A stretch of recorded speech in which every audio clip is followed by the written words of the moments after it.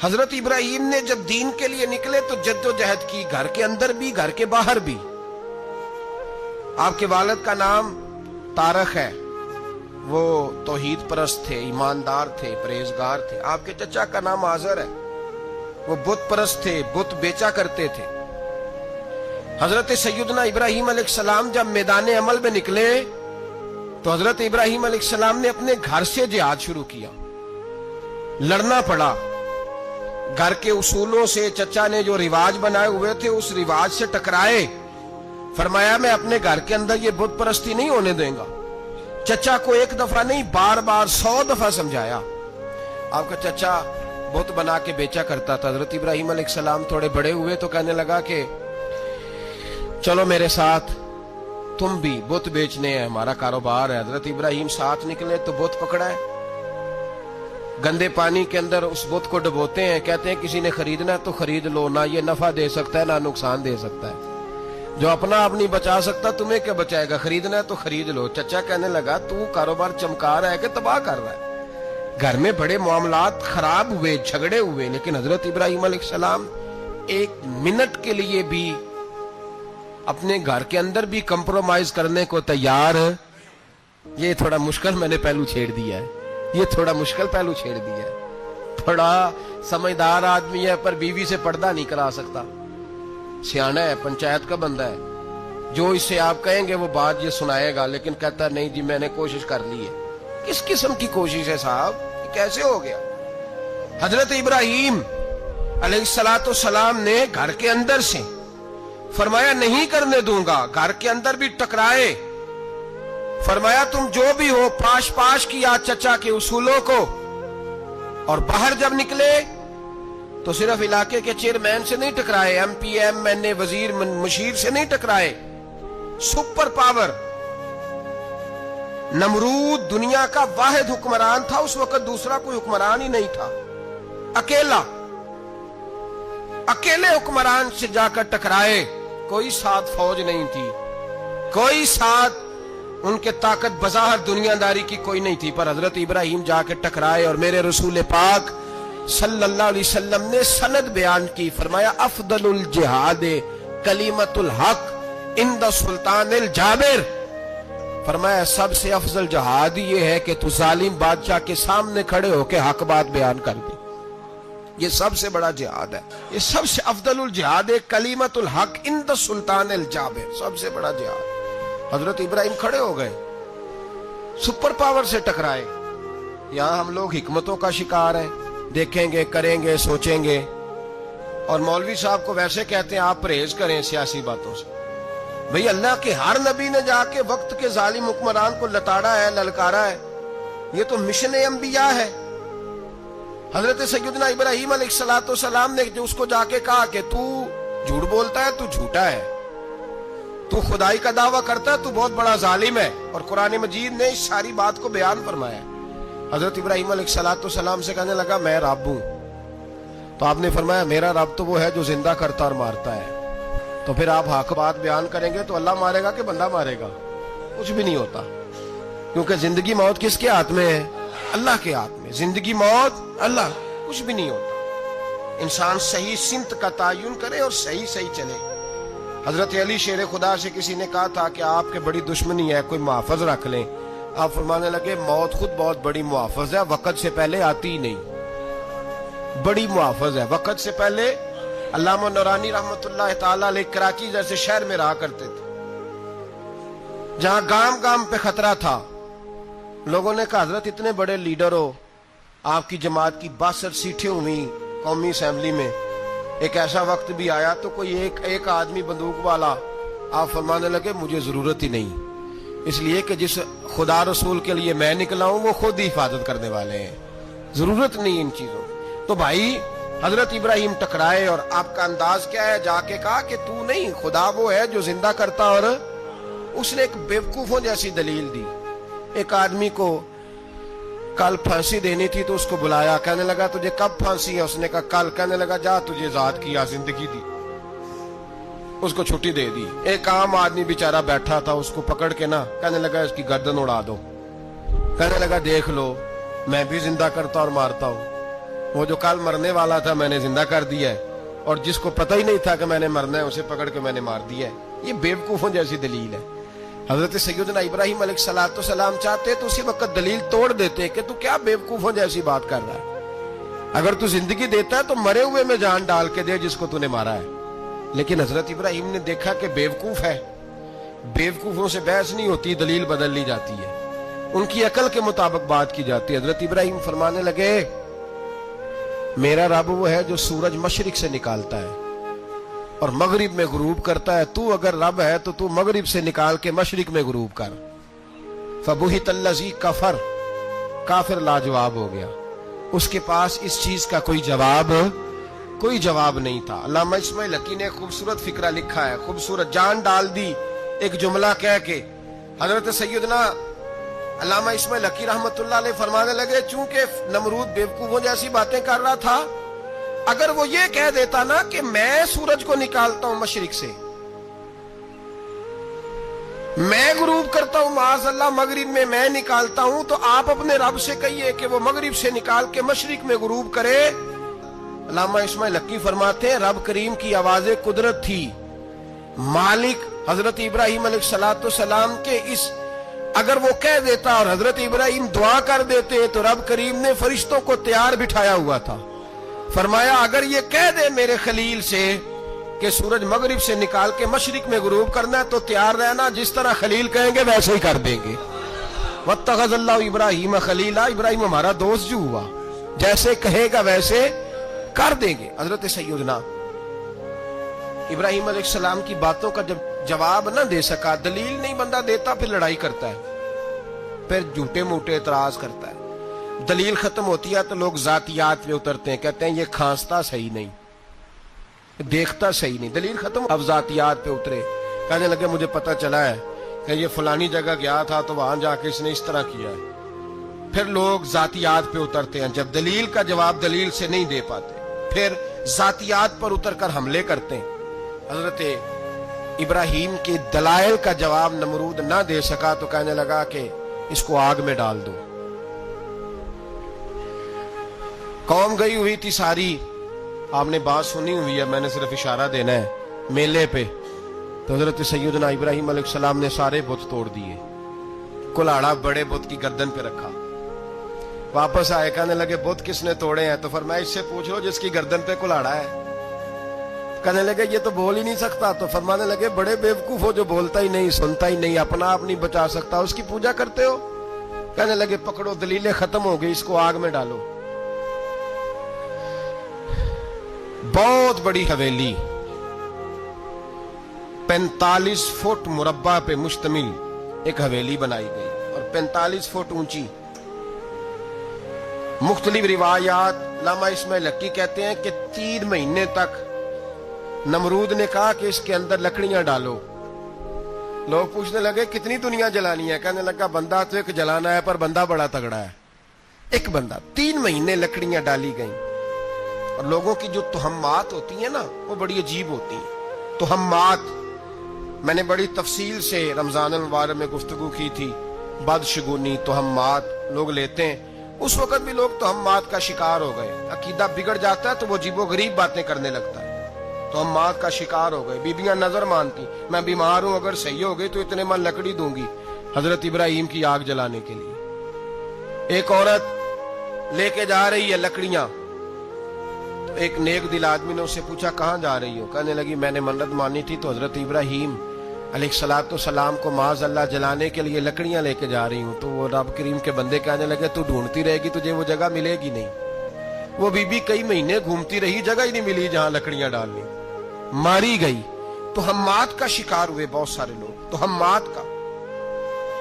بھائی تہمات دین کے اندر منع ہے، تہمات دین میں کوئی نظر ماننا، کوئی کسی بزرگ کے مزار پہ جا کے سالے ثواب کے لیے کوئی چیز ماننا، یہ تو درست ہوا، لیکن غیر شرعی نظریں مان لینا کہ میں آگ کے گرد چکر لگاؤں گا، میں جناب وہاں جا کے یہ والا تماشا کروں گا، میں دھاگا باندھوں گا، میں رسا کاٹوں گا، میں وہاں گندے ہوں سے پانی پیوں گا، ان کی شریعت اجازت، یہ تہمات ہیں، بدشگونی ہے، دین میں ان کی کوئی گنجائش۔ آپ नजर मानने से पहले भी किसी आलिम से राब्ता करें कि मैं मन्नत मांगने लगा हूं तो कैसे माननी चाहिए, उसका तरीका पूछे। ऐसे ही गलत चीज की मन्नत थोड़ी मान ली जाएगी। बहरहाल आमदाम बरसरे मतलब हजरत इब्राहिम के लिए आग जलाई गई, 45 फुट ऊंची आग है, परिंदा भी ऊपर से गुजरता है तो नीचे गिर जाता है जल के। इतने दिन लगा के आग जलाई गई। अब हजरत इब्राहिम को जलाया जाने लगा है। यहाँ तो मौजे है ना, जो किसी इदारे का सरबराह है उसके लिए मौज है, किसी जगह ऑफिसर बन गया तो मौज है, पीर साहब के लिए मौज है, अल्लामा साहब के लिए मौज है, खतीब साहब के लिए मौज है। जलना किसको पड़ता है? वाली कोई नहीं रहा इल्ला माशाअल्लाह। वो लोग गुजर गए जो तकलीफें सह के काम करते थे, गुजर गया जमाना। हजरत सैयदना इब्राहिम अलैहिस्सलाम को जलाया जाने लगा है तो अब इतनी बड़ी आग है तो डाले कैसे? शैतान ने तजवीज दी कि मंजनीक बनाओ। मंजनीक, बड़े बड़े बांस बांध के उनके नीचे रस्सा बांधो। वो जिस तरह झूलने के लिए झूला बनाया जाता है, इस तरह एक मंजनीक पुराने जमाने में उसमें पत्थर रख के फेंके जाते थे दुश्मनों पे। वो मंजनीक बनाई गई कि दूर से हजरत इब्राहिम को फेंकेंगे। हाथ हजरत इब्राहिम के बांध दिए, पांव मुबारक बांध दिए, पूरी जमीन पे एक नाम लेने वाला खुदा का, और उसको आज रस्सियों में जकड़ा हुआ है। जब फेंका जाने लगा ना आग में, हूरें रोने लगी, फरिश्ते तड़पने लगे, ए अल्लाह ये क्या होने लगा है? एक तेरा खलील और वो भी आग में। फरमाया जाओ जाके उससे कहो अगर तुम्हारी मदद लेता है तो उसे बचाओ। हवा का फरिश्ता आया, कहा इब्राहिम अगर तू कहे। ओ भाई, इन चीजों को कहानी समझ के ना सुना करें, ये दास्तान नहीं, ये वो तरीके हैं जो हमारे रसूल ने हमें अपनाने का हुक्म इरशाद फरमाया है। जो अकीदे, ये वो नजरियात है जो हमें ओढ़ने को कहा गया।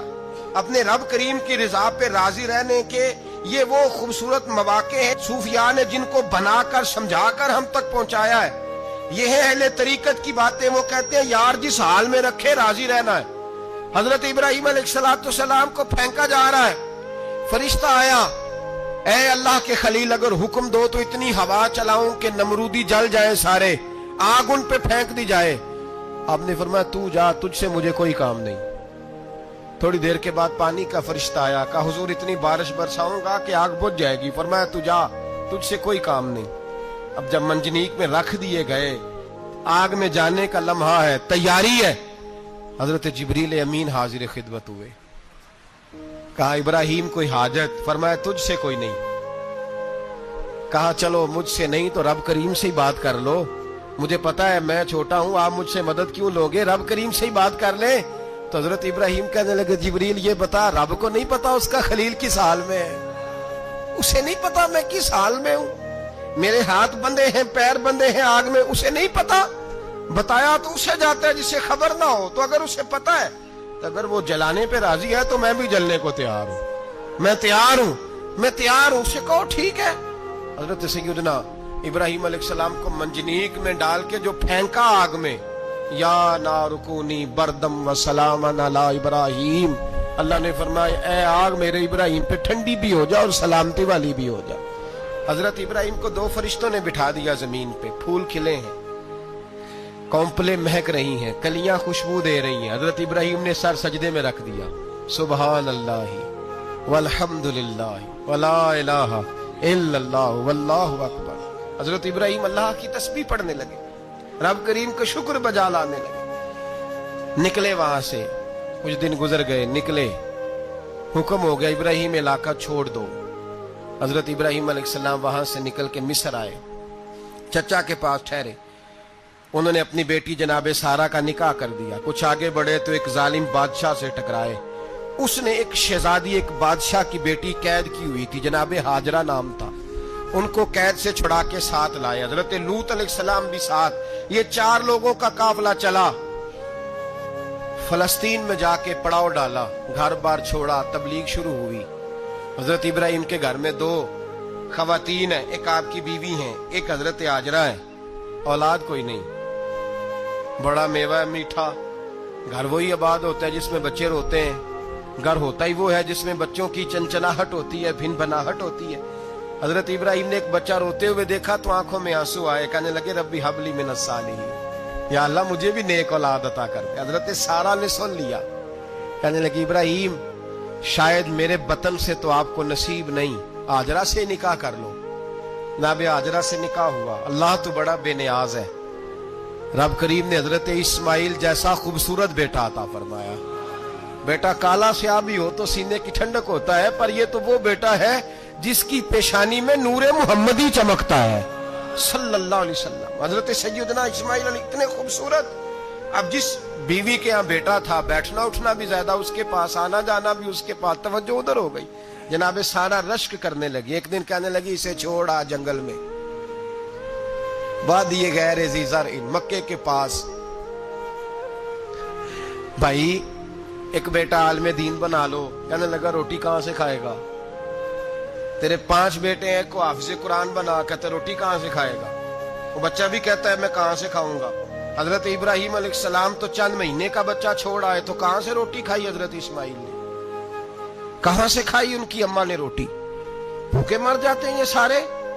मैं बड़ी जिम्मेदारी से कहा करता हूं कि जितनी खूबसूरत रोटी अल्लाह करीम दीन के खादिमों को अता करता है, शायद किसी और के नसीब होती हो, लेकिन हम लोग तवज्जो ही नहीं कर रहे। हमारा ज़ौक़ ही नहीं बन रहा, हम ये मेहनत ही नहीं कर रहे कि कौम को मुस्तनद उलमा की जरूरत है। इलाकों के इलाके खाली हैं, इधर हमारा मिजाज ही नहीं बन रहा, तवज्जो ही नहीं दीन की खातिर। और फिर चले बच्चे तो बात की बात है ना, जो अभी खुद जवान है वो भी तो ये दुआ। एक साहब मुझे कहने लगे मैं दुआ मांग रहा हूँ, अल्लाह मुझे बेटा दे तो मैं उसे दीन पे लगाऊंगा। तो मैंने कहा आप भी बूढ़े नहीं हुए, आप खुद ही लग जाए। बेटा तो अभी आएगा तो लगेगा ना, तो आप तो इस वक्त है, तो आप तो पहले लगे ना साहब। 2 घंटे तो निकाल के आए, दीन सीखने को काफी है। आप इतनी लंबी सोच रहे हैं कि बच्चा आएगा तो बड़ा होगा तो वो जाएगा तो देखी जाएगी। अभी तो आप हैं, तो आप तो आओ। हजरत इब्राहिम ने बच्चा वहां छोड़ा। यहां से जो उम्रा करने लोग जाते हैं ना, जो हज करने जाते हैं, उनको पता है कि वहां दुनिया की हर नेमत मिलती है, फिर भी डबल ट्रिपल पैसे लोग जेबों में डाल के जाते हैं। हजरत इब्राहिम जब वहां लेके गए तो कोई इंसान नहीं था, पानी का कतरा नहीं था, 2 किलो खजूरें, एक मशकीजा। बीवी को थमाया। हमारे घर में हजारों चीजें पड़ी हैं, लेकिन वो जो तवक्कुल है ना वो खत्म हो गया है। अल्लाह देगा, हलाल हलाल पे कनात करे, जायज जायज पे भरोसा करे, रब करीम अता करने वाला है, वो मिजाज खत्म हो गया। हजरत सैयदना इब्राहिम अलैहिस्सलाम 2 किलो खजूरें, एक मिशकीजा पानी का दे करके, और वहां बिठाया आपने अपने बच्चे को और अपनी ज़ौजा जनाबे हाजरा को, और बिठा करके ये वापस पलटने लगे तो हजरत हाजरा सलामुल्लाह अलैहा ने आवाज दी, कहा इब्राहिम किसके सहारे पे छोड़ के जा रहे हैं? जहां आबे जमजम का कुआं है ना, जो लोग गए हैं जिन्होंने सफा मरवा की सही की है, सफा मरवा से बाहर निकले ना, सरकार की विलादत का मकाम है, उस जगह पे आबे जमजम का कुआं था। वहां हजरत सैयदना हाजरा को बिठाया, कोई चीज नहीं, कोई दरख्त नहीं, कोई खेत नहीं, कोई पानी नहीं, कोई कुआं नहीं, वहां बिठाया और बिठा करके निकलने लगे तो जनाब हाजरा फरमाने लगी इब्राहिम किसके सहारे पे छोड़ के जा रहे हो? कहने लगी अल्लाह के सहारे पे। तो पाकबाज बीबी ने एक लफ्ज पूछा, कहा इब्राहिम ये मेरे रब का हुक्म है, ये मेरे, बस जिनका अकीदा तौहीद मजबूत हो उनके लिए एक जुमला काफी होता है, ये मेरे अल्लाह का हुक्म है। तो जनाब इब्राहिम अलैहिस्सलाम फरमाने लगे हाजरा हाँ रब का हुक्म है। जब ये लफ्ज कहे तो चाहिए था ना हजरत इब्राहिम तसल्ली देते, तो बीबी साहबा तसल्ली देने लगी, अर्ज करने लगी इब्राहिम अगर अल्लाह का हुक्म है तो फिर आप हमारी फिक्र ना करना, अगर ये रब का हुक्म है तो फिर हमारी फिक्र ना करना, जिस रब ने हमें यहां तक पहुंचाया है वो हमें कभी भी जाया नहीं फरमाएगा, फिर फिक्र ना करना। हजरत इब्राहिम आ गए, बात आपने सुनी हुई है, इशारा करना मकसूद है। 13 साल में चले मान भी लिया जाए बाज रिवायात की रोशनी में कि आते जाते भी रहे, लेकिन मुकम्मल देखभाल अपने बच्चे की परवरिश में पूरा हजरत इब्राहिम अलैहिस्सलाम का किरदार, सारा किरदार माँ का था। मैं जब खवातीन के बारे में कोई बात करता हूं तो मैं आपको अक्सर कहता हूं कि ये सिर्फ बीवी के लिए हुक्म नहीं होता, ये ट्रेनिंग बेटी को देनी है और बहन को देनी है, ये तरबियत करें अपने घर में।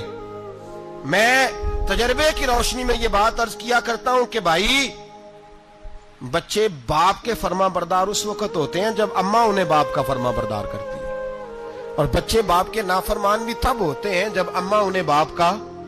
मैंने अपने कानों से सुना एक दफा ایک بچہ اپنے باپ سے کہہ رہا ہے آپ نے تو ساری زندگی باہر گزار دی، پیسے کمانا کون سا مشکل کام ہے، دکھ سکھ تو سارے اماں نے برداشت کیے، سکولوں میں وہ جاتی تھی، فلانا کام وہ کرتی تھی، فلانا کام۔ اب یہ سوچ اس کی ذاتی تو نہیں، یہ اس کو دی گئی ہے، اور اگر اس کو یہ سوچ دے دی جائے کہ اماں کہے کہ میں تو اپنوں میں رہی ساری زندگی، میں نے تو اپنوں میں وقت گزارا، اور تیرا باپ تو کئی دفعہ جنازے بھی نہیں پڑھ سکا، اس نے تو ماں باپ ایسے دفن کر دیے، وہ اگر یہ سوچ فراہم کرے تو پھر بچہ باپ کا فرما بردار ہوتا ہے۔ اور یہ والی روایتیں ہم بیوی کو سناتے ہیں، حالانکہ کس کو سنانی چاہیے؟ بولیے، بہن اور بیٹی کو، بہن اور بیٹی کو سنائیں یہ باتیں، ان کو سمجھائیں، تاکہ آگے جا کے وہ جو گھر ترتیب دیں وہ گھر بڑا عمدہ اور نکھرا ہوا ہو۔ حضرت سیدنا ابراہیم 13 سال کے بعد آئے، چونکہ گھر میں اللہ تبارک و تعالیٰ کی دوستی کا چرچا تھا، اللہ تبارک و تعالیٰ کی محبوبیت کا غلبہ تھا۔ 13 سال کے بعد فلما بالغ معہ سعیا، بیٹا جب اتنا بڑا ہوا کہ سال چلنے لگا، تو حضرت ابراہیم نے اپنے بیٹے کو بلا کے کہا بیٹا مجھے خواب آئی ہے، میں تجھے ذبح کر رہا ہوں، تیری کیا رضا ہے؟ تو حضرت اسماعیل کہنے لگے یا ابت افعل ما تؤمر، ابا جی اللہ جیسے حکم دیتا ہے میرے ساتھ ویسے ہی کریں، جیسے اللہ حکم دیتا ہے ویسے ہی، بولیے، ویسے ہی کریں۔ حضرت حاجرہ کو کہا کہ ایک دوست نے دعوت کی ہے تو وہاں جا رہے ہیں، بی بی مطمئن ہے، تفصیلات کی ضرورت نہیں، ختم بات، اعتبار ہے، مطمئن ہو گئی۔ شیطان پیچھے سے آیا اماں کے پاس، ذرا تھوڑی دیر کے لیے تصور جمائیے، یہاں تو پڑوسن آ کے کوئی بات بتا دیتی ہے خاوند کے بارے میں تو کئی مہینے جھگڑا جاری رہتا ہے، پڑوسن محلے دار۔ شیطان نے آ کے بتایا لفظ کیا ہے؟ کہا حاجرہ تمہیں پتا ہے کہاں جا رہے؟ کہا دوست کی دعوت میں۔ تو کہنے لگے دوست کون ہے؟ رب کریم، اور ابراہیم کا خیال ہے کہ اس رب نے مجھے حکم دیا ہے کہ میں ذبح کروں۔ تو حضرت حاجرہ کہنے لگی کبھی باپ بھی بیٹا ذبح کرتے ہیں؟ شیطان کہنے لگا ان کا خیال ہے کہ ان کے رب نے حکم دیا ہے۔ جناب حاجرہ فرمانے لگی اگر رب نے حکم دیا تو پھر تو مجھے شیطان لگتا ہے، تو مجھے شیطان لگتا ہے۔ کہا کیا مطلب؟ فرمانے لگی اگر رب کریم کا حکم ہے تو میرے پاس ایک اسماعیل ہے، اگر 1000 بھی ہوتے میں سارے اللہ کے رستے میں پیش کر دے دیتی، مالک کا ہی تو ہے سارا کچھ، اسی کا ہے، اس میں لیت اللہ کی کیا گنجائش؟ حضرت سیدنا ابراہیم علیہ السلام نے بیٹے کے حلق پہ چھری رکھ بھی دی اور چھری چلا بھی دی، رکھ بھی دی، اور وہ تو اللہ کریم نے فرمایا یا ابراہیم قد صدقت الرؤیا، ابراہیم تو نے خواب سچا کر دکھایا، وہ قیامت تک تیرا نام رہے گا۔ حضرت ابراہیم نے وطن بھی دیا، جان بھی دی، بیٹا بھی، اللہ کریم نے دمبے دیے، فرمایا یہ فدیہ ہے۔ اب یہ قربانی قیامت تک حضرت ابراہیم کے طریقے کے مطابق جاری ہے۔ حضرت ابراہیم بہت بڑے مہمان نواز تھے، بہت بڑے۔ آپ جب مصر میں قیام تھا تو بڑے بڑے لمبے چوڑے لنگر پکتے تھے، لوگ آیا جایا کرتے تھے، بڑا تفصیل کے ساتھ کھانا ہوتا تھا۔ مہمان نوازی آپ کی خاص صفت مبارکہ ہے، ہمارے ہاں بھی مہمان نوازی ہوتی ہے امیروں کی، بلکہ اب تو مہمان نوازی اس طرح کی ہے کہ کل تیری میرے پاس دعوت ہے اور پرسوں میری تیرے پاس ہے، وہی امیروں میں وہ چکر رہتا ہے، پارٹیاں دوست ایک دوسرے کو ڈالتے ہیں، تیری طرف پارٹی تیری طرف، اور اسی انداز میں اب یہ عید آئے گی نا ٹکا پارٹیاں ہوں گی جگہ جگہ، اور لوگ سوال پوچھنے لگے ابھی سے، کہتے ہیں قربانی کا کتنا گوشت گھر رکھنا جائز ہے؟ قربانی کا کتنا گوشت گھر رکھنا جائز ہے؟ سارا ہی جی، اس لیے فریزر لے لے، فریج سے نہیں کام چلے گا، سارا ہی جہاز گھر رکھنا سارا ہی جائز ہے، رکھ لے۔ او خدا کے بندے، قربانی وہ بندہ دیتا ہے جو سارا سال ہی گوشت کھاتا ہے، صحیح کہہ رہا ہوں؟ قربانی صاحب نصاب صاحب استطاعت بندہ دیتا ہے نا، تو وہ سارا سال ہی گوشت، تو سارا گھر میں رکھنا بھی جائز ہے، لیکن سارا دے دینا بھی، تو جو آ رہی ہے اس پہ کیوں توجہ کرتے ہو؟ جو دوسرا جائز ہے اس پہ کیوں نہیں عمل کرتے؟ سارا تقسیم کر دیں، بات ختم ہوئی۔ یقین کریں محرم میں جا کے دوست ٹیلی فون کر کے سوال پوچھتے ہیں، کہتے ہیں صاحب سنا ہے قربانی کا گوشت محرم میں کھانا جائز نہیں، میں کہ نہیں ربیع الاول چ بھی جائز جے، رجب رمضان تک کھاؤ، کوئی بندہ نہیں منع کرتا، اس لیے کہ کسی کو دینا تو پسند ہی نہیں، یا پھر اس میں سے جو خاص چیزیں ہیں وہ اپنی فریج میں اور باقی جو ہے وہ دوسروں کے لیے۔ یہ کیا طریقہ ہے ہمارا؟ اور اسی پہ عمل ہے. اللہ تبارک و تعالی ہمیں سمجھنے کی توفیق عطا فرمائے. حضرت ابراہیم بہت بڑے مہمان نواز تھے. صرف قربانی نہیں دیتے تھے, سارا سال بہت سارا لنگر, بہت سارا کھانا پینا, بہت ساری چیزیں جاری رہتی تھی. اور جتنے غریب لوگ تھے فلسطین کے, ان کو پتا تھا کہ حضرت ابراہیم علیہ السلام کا لنگر جاری ہے. فلسطین میں جب آپ کا قیام تھا, ایک دفعہ ڈھیروں مہمان آ گئے اور کھانے کو کوئی چیز نہیں. حضرت سارہ اور جناب ہاجرہ دونوں اس وقت موجود تھیں. وہ کہنے لگی ابراہیم بہت سارے مہمان آ گئے تو کیا کریں. جناب سارہ کہنے لگی کس طرح کر کے ان کی مہمان نوازی کرنی. اور حالات یہ ہیں کہ قحط پڑا ہوا ہے فلسطین میں, مصر میں, دور دراز علاقوں میں. تو حضرت ابراہیم کہنے لگے یہ اللہ کے مہمان ہیں اور ہمیں رب کریم کا بندہ سمجھ کے آ گئے, اللہ ہی بندوبست کرے گا. فرمانے لگے میرا مصر میں ایک دوست ہے, وہ قحط کے دنوں میں غلہ جمع کر لیتا ہے, میں اس کی طرف پیغام بھیجتا ہوں, مجھے امید ہے وہاں سے غلہ ملے گا. 2 3 5 اونٹ والے غلام بلائے اور ان کو کہا کہ جاؤ غلہ لے آؤ مصر کے دوست سے. وہ لوگ کہتے ہیں ہم غلہ لینے گئے, وہاں جب پہنچے تو حضرت ابراہیم خلیل اللہ علیہ السلام کا پیغام دیا تو آپ کا وہ دوست کہنے لگا غلہ تو بے شمار تھا, مجھے خبر نہیں تھی کہ حضرت ابراہیم کا پیغام آئے گا, تو میں تو سارا تقسیم کر چکا ہوں, لوگ لے گئے, اب تو کوئی شے نہیں. اب وہ خالی آ گئے 5 کے 5 اونٹ. جب خالی آئے تو حضرت ابراہیم کی حویلی کی دیواریں چھوٹی چھوٹی تھیں. ان غلاموں میں سے, خادموں میں سے, آپ کے ان چاہنے والوں میں سے ایک کہنے لگا یار وہ غریب تو انتظار کر رہے ہوں گے کہ غلہ لینے گئے ہیں, ہمیں روٹی ملے گی. چھوٹی چھوٹی دیواریں ہیں, وہ جب دیکھیں گے نا خالی آ گئے تو انہیں تکلیف ہوگی. اس طرح کرو بوریوں میں ریت بھر لیتے ہیں, ریت بھر کے لے جاتے ہیں, بعد میں اندر رکھ کے انہیں سمجھا بہلا لیں گے یا حضرت ابراہیم کو بتائیں گے, وہ خود ہی ان لوگوں کی دل جوئی فرمائیں گے. اب غلہ کی جگہ ریت بھر کے اونٹوں پہ رکھ کے لائی گئی. لا کے بوریاں جب رکھ دی گئیں, حضرت ابراہیم علیہ السلام دوپہر کے وقت آرام فرما رہے تھے. بی بی سارہ اٹھی, کہتی ہیں جب میں نے دیکھا نا کہ بوریاں پہنچ گئی ہیں تو گئی, غلام کو ساتھ لیا اور اس کو جب کھولا نا تو کہتی اتنی حسین گندم میں نے پہلے کبھی دیکھی نہیں تھی, اتنا پیارا دانا میں نے کبھی ملاحظہ ہی نہیں کیا تھا. فرماتی ہیں جب اس کو پیس کر چکی میں روٹیاں پکائیں تو خوشبو دور دور تک پھیل گئی, اعلیٰ غذا بنی. بڑے بڑے کھانے بیبیوں نے مل کے پکائے, چن دیے گئے. حضرت ابراہیم اٹھے تو لوگ کھانا کھا رہے ہیں, سجدہ شکر ادا کیا, اور جب سجدے میں گئے تو وحی آنے لگی, پھر رونے لگے. جب پلٹ کر باہر تشریف لائے تو جناب سارہ کہنے لگی ابراہیم تمہارا مصری یار بڑا اچھا ہے,